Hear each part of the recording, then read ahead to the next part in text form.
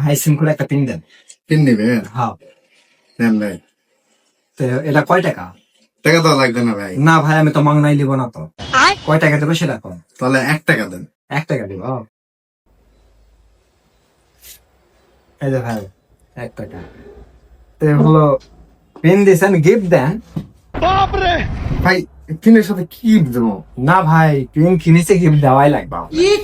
Gift তো ভাই, তাহলে আপনি এক কাজ করেন, আর একটা পিনলে।